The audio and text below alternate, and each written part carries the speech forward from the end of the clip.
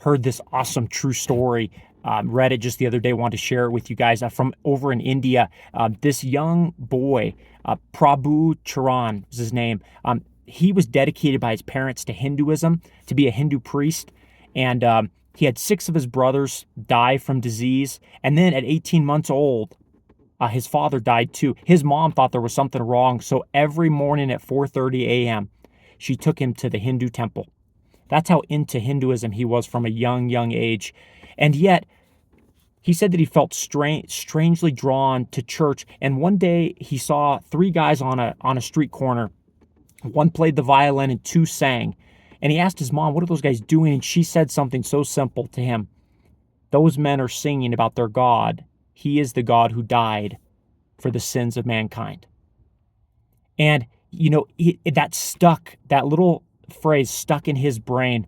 And one day, when he was right outside of an Assembly of God church, this Christian lady who was actually a missionary invited him in.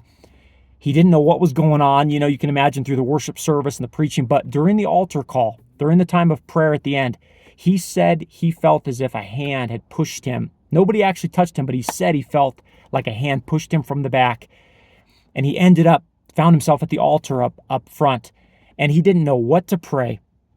You can imagine, you've been raised in Hinduism your whole life, right? He doesn't know.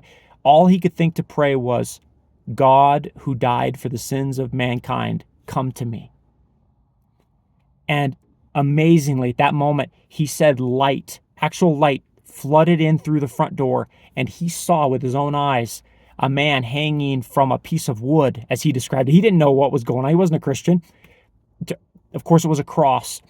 And the man on the cross said, "I am the God who died for the sins of mankind."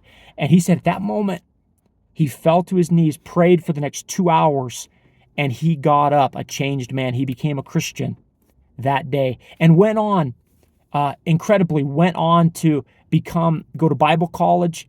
And for more than 20 years, he was the leader in northern India of the Assemblies of God for more than 20 years. God does incredible things still. And the power of the gospel is strong. Don't ever forget that.